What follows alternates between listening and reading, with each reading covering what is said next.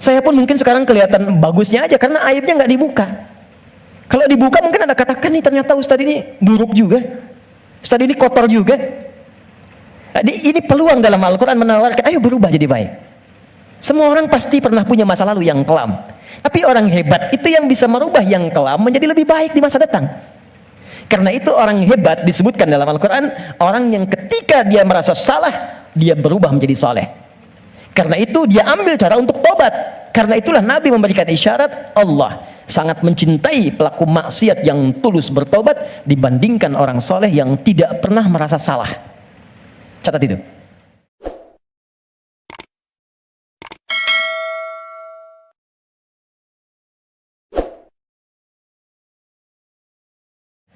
Satu, sunnah pertama, selesai menunaikan salat itu istighfar. Dari kalimat astagfirullah. Apa itu istighfar? Istighfar itu gini, asalnya katanya ghafara, ghain, fa, kemudian ra, ditambah ista. Setiap ada ista artinya minta. Ghafara itu mengampuni, ghufran ampunan, istighfar minta ampun. Minta ampun. Di dalam Al-Quran, kalimat ghafara dan turunannya disandingkan dengan dosa. Dosa. Ya, turunan dari ghafara, ghafir. Ya, Quran surah 40 ayat 3. Ghafiridz dzambi wa qabilit taubi. Dari ghafir ada ghaffar, ghaffar. Quran surat Nuh ayat ke-10. Faqultu astaghfiru rabbakum innahu kana ghaffara. Dari situ ada ghafur. Pernah dengar kata ghafur? Innahu huwal ghafurur rahim. Ada ghafir, ada ghaffar, ada ghafur. Semuanya menunjuk pada nama Allah yang mengampuni orang berdosa dengan semua tingkatan yang berbeda-beda. Kalau dosanya relatif kecil, tapi maaf, sekecil-kecilnya dosa juga. Kalau dosanya relatif kecil, ghafir. Agak menengah, ghaffar. Maaf, semakin terkumpul, ghafur diturunkan. Sampai manusia dipaksa, sebanyak apa sih dosamu? Kalau aku sudah turunkan nama yang paling tinggi untuk mengampuni semua dosa, dan engkau belum taubat juga, berarti bukan aku yang salah, kata Allah. Kamunya yang gak pengen berubah. Jadi, teman-teman, mohon maaf ya, justru nama-nama ini menunjukkan kepada kita, Allah membuka jalan, peluang pada setiap orang untuk berubah jadi baik. Gak ada manusia yang sempurna. Fala tuzakku anfusakum, kata Allah, jangan merasa diri paling baik. Jangan merasa paling suci. Semua orang pasti pernah punya salah. Saya pun mungkin sekarang kelihatan bagusnya aja karena aibnya nggak dibuka. Kalau dibuka mungkin ada katakan nih, ternyata Ustadz ini buruk juga, Ustadz ini kotor juga. Ini peluang dalam Al-Quran menawarkan, ayo berubah jadi baik. Semua orang pasti pernah punya masa lalu yang kelam, tapi orang hebat itu yang bisa merubah yang kelam menjadi lebih baik di masa datang. Karena itu orang hebat disebutkan dalam Al-Quran, orang yang ketika dia merasa salah, dia berubah menjadi soleh. Karena itu dia ambil cara untuk tobat. Karena itulah Nabi memberikan isyarat, Allah sangat mencintai pelaku maksiat yang tulus bertobat dibandingkan orang soleh yang tidak pernah merasa salah. Catat itu. Di peluang jadi baik untuk semua. Di teman-teman pun kalau ada yang ingin ta'lim, jangan dilihat siapa dia. Oh dia ini, dia itu. Mungkin bergabung, barangkali dia lebih soleh dari orang yang pernah datang sebelumnya. Datang, rangkul, doakan. Insya Allah jadi baik. Ini turunkan.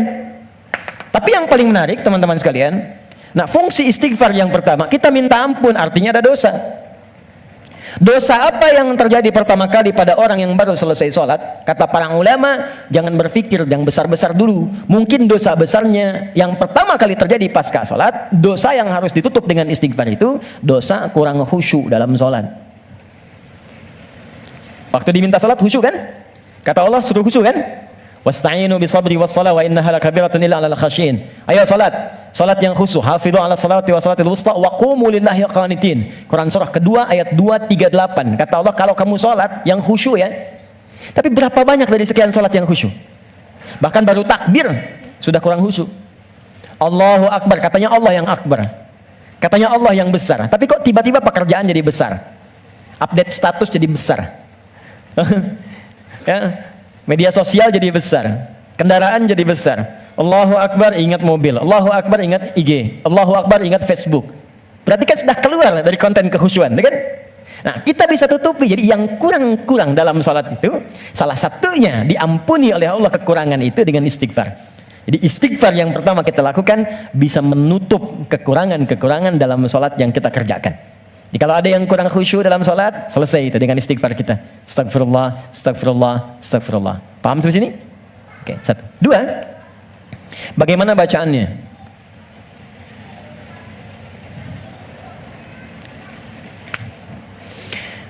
Teman-teman sekalian, bacaan istighfar itu bergantung pada kadar dosa dan jenis kesalahan yang kita perbuat. Misal, kalau yang standar tadi, ini kan standar. Ingat cara membaca hadis Nabi itu begini, jangan pakai terjemahan. Lihat dengan ilmunya. Jadi kalau Nabi katakan ini bukan berarti harus begini saja, kalau yang lain tidak. Bukan, kumpulkan dulu semua referensinya, baru kita lihat. Yang tadi, yang singkat, itu bacaan standar. Astagfirullah, astagfirullah, astagfirullah. Itu standar. Standar kita baca untuk menutupi kekurangan dalam salat. Tapi kalau kita ingin memohon kepada Allah dengan istighfar itu real, nyata menggugurkan dosa yang kita kerjakan, maka coba oleh antum diingat dulu punya jenis dosa apa yang kita kerjakan dalam kehidupan. Ya, saya beri contoh 3 dalam Al-Quran. Sebenarnya nggak terlampau banyak ya. Dosa standar. Dosa standar. Apa dosa standar itu? Ya standarnya memang sering berdosa. Contoh, mata fungsinya apa? Oh kan, lupa kan? Oh, sudah lupa suka nggak ingat memang. Mata itu untuk kita bukan melihat, tapi melihat yang baik-baik. Ingat, melihat yang baik-baik. Teruskan kalimatnya. Kalau melihat saja, semua dilihat. Tapi ketika Anda ikutkan melihat yang baik, berarti ada yang boleh dilihat, ada yang tak boleh dilihat. Yang baik itu yang dilihat. Ketika mata melihat yang tak baik, berarti salah. Kalau salah, berpeluang dosa. Gambar tak baik, nggak boleh dilihat. Tayangan tak baik, nggak boleh dilihat. Digi, maaf sekali kalau kurang menyenangkan kalimatnya, tapi karena saya sayang dengan Anda. Saya khawatir nggak bisa berjumpa di satu saat nanti. Dan saya nggak tahu saya pun di mana. Tapi karena saya sayang pada Anda, saya sampaikan kalimat ini. Kalau dipandang saya nggak boleh, apalagi dilakukan? Maka jangan jadi pelakunya. Melihat aurat orang saja yang tampaknya nampak, nggak boleh dilihat, terus Anda jadi pelakunya. Jadi bintangnya gitu. Maka berapa banyak dosa Anda kumpulkan dari situ? Jadi ketika mata saja, ini kan mata peluang melihat yang tak baiknya banyak. Ya Anda keluar dari sini, Videotron muncul. Jangankan keluar, buka handphone ada gambar, WhatsApp ada iklan. Anda lihat status, yang lihat status istri orang. Terus sebaliknya. Ya salah? Tidak. Tapi kalau syahwat datang, jadi keliru. Salah bicara, coba tunjukkan pada saya. Sampai jam sekarang saja teman-teman, jam 11 ini, berapa kali mata salah lihat? Telinga salah dengar, pikiran salah menangkap, lisan salah bicara, sampai ujung kaki. Maka untuk menutup itu, ada zikir standar yang kalau dibacakan, kita memohon kepada Allah, lisan yang salah tempat, mata yang salah tempat, telinga yang salah fungsi, bisa ditutup oleh Allah dosa-dosanya. Salah menempatkan sesuatu disebut dengan zalim namanya. Zalim itu keliru menempatkan sesuatu bukan pada tempatnya. Gelas untuk minum, gayung untuk mandi. Ada orang mandi pakai gelas, minum pakai gayung. Zalim. Mata melihat yang baik, ketika dipakai melihat yang tak baik, zalim namanya. Maka ada zikir untuk menutup perbuatan zalim dan minta rahmat kepada Allah untuk mengampuni dosa-dosa yang tertuang dalam perbuatan zalim itu. Itu di Quran surah ke-7 ayat ke-23. Dan zikir itu sudah diajarkan oleh Nabi Adam sejak pertama turun dari surga ke bumi. Rabbana zalamna anfusana wa illam taghfir lana wa tarhamna lanakunanna minal khasirin. Quran surah ke-7 ayat 23. Oke. Kalau teman-teman pengen baca untuk menutup dosa-dosa itu, kita tahu nih banyak dosa misal. Atau mohon maaf saya tes dulu atau saya tes lagi. Barangkali ada yang merasa dosanya masih sedikit. Yang nggak punya dosa hari ini siapa? Boleh angkat tangan. Oke. Yang sedikit. Yang banyak. Kayak saking banyaknya kita sulit angkat kan? Karena merasa ada, karena standar. Ini apalagi sekarang peluangnya banyak tuh.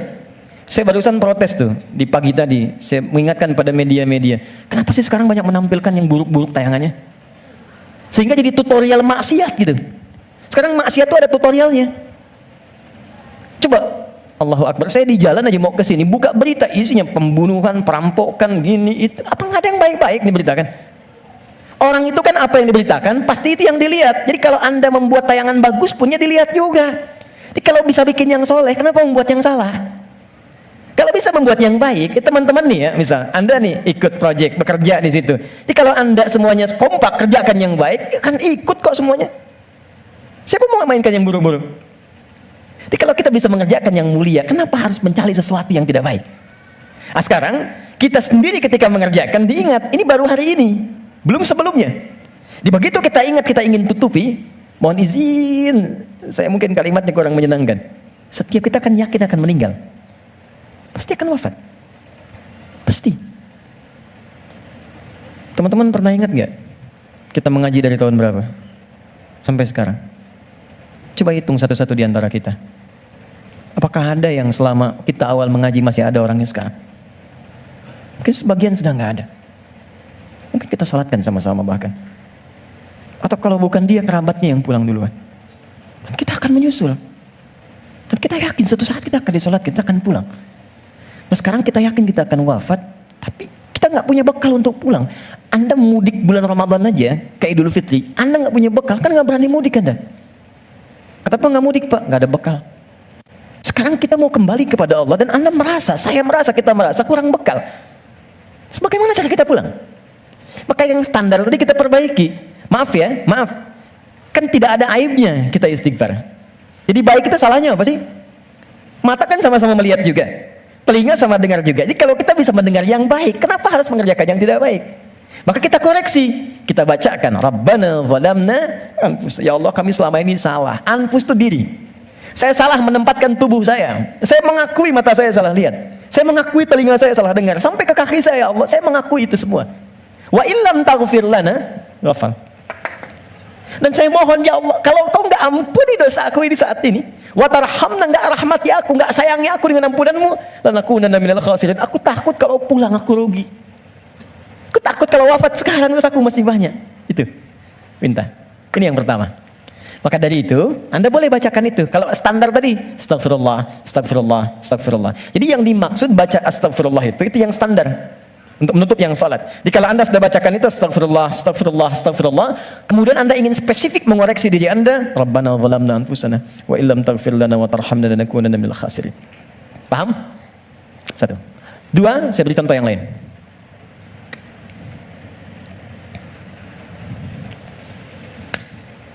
Ada zikir istighfar yang terkait dengan kurang sabarnya saat mendapati ujian. Sampai Anda berkata, ya Allah, kenapa mesti saya? Ya Allah, saya kan pengen hijrah, kenapa banyak masalah? Ya Allah, kenapa pekerjaan saya nggak pernah sukses? Ya Allah, kenapa rumah tangga saya jadi begini? Saya kan pengen berubah. Itu pernah terjadi di masa Nabi Yunus alaihissalam. Nabi Yunus Dzannun pernah diuji oleh Allah. Jadi Anda bayangkan, Nabi aja yang jelas surganya itu diuji. Masa kita yang belum jelas surganya nggak pengen ujian? Oke. Jadi teman-teman sekalian, kita kembalikan Quran surah ke-21 ayat 87 sampai 88. Wa dhannuni idh dhahaba mughadiba wa dhanna an lan naqdira alaihi. Dan aku perkenalkan, kata Allah, aku buka kisah Dzannun, Yunus alaihissalam. Ya, aku tugaskan. Jadi Yunus punya tugas alaihissalam berdinas di bumi sebagai rasul. Tantangannya nggak mudah. Maaf ya. Ada yang kemudian mencela, ada yang menghina, ada yang menghujat, sampai naik ke kapal, sampai dilempar ke laut, sampai ditelan ikan paus. Puncaknya. Sampai puncaknya. Saya mau tanya pada Anda, kalau ditelan ikan paus, kira-kira pengap atau tidak? Sudah pernah masuk? Gelap ya? Kita bayangkan, gelap, pengap, sulit kan? Tapi, yang ingin saya katakan begini. Nabi Yunus pada saat itu muncul sisi kemanusiaannya. Keluar kalimat begini, ya Allah, kapan kau tolong saya? Tuh. Idzaba mughadiba fa dhanna an lan naqdir alaihi. Dia kira kami enggak akan tolong. Dia berkata, ya Allah, kapan tolong saya? Kemanusiaannya. Cuman karena beliau nabi dan rasul, punya sifat ma'sum, maka diturunkanlah bimbingan oleh Allah untuk menjaga beliau supaya terbebas dari kesalahan. Dijaga. Itu sifat ma'sum dari nabi dan rasul. Maka kami turunkan zikir kepadanya untuk mengatakan, kamu jangan mengeluh. Ini ujian. Maka diajarkan zikir oleh Allah untuk mengentaskan keluh kesahnya. Setelah keluh kesah hilang, maka semua kenikmatan didatangkan kepadanya. Tapi yang paling menarik, di ujung ayat yang ditutup, akan ada orang beriman melakukan keluhan yang sama di masa depan. Walaupun gak masuk ke perut ikan paus. Makanya kalimat Allah ketika membebaskan Nabi Yunus dari perut ikan paus setelah berzikir itu, kalimatnya fastajabna lahu fanajjainahu minal ghamb. Kami cepat jawab doanya, jadi begitu berzikir dikabulkan oleh Allah, ditutup semua dosa-dosanya. Dosa mengeluh ditutup, dosa seakan menyalahkan Allah ditutup. Ketika ditutup, kami selamatkan dari kesulitannya, kami limpahkan rezeki yang pernah dirasakan oleh ia sebelumnya, bahkan lebih. Tapi belum selesai ayatnya. Wa kadzalika nunjil mu'minin. Demikian pula kalau ada orang beriman tanpa batas di masa depan, umat siapapun ia, mengeluhkan peristiwa serupa, kalau dia melakukan zikirnya, aku lepaskan dari kesulitan yang menghimpit, aku berikan kebahagiaan tanpa batas.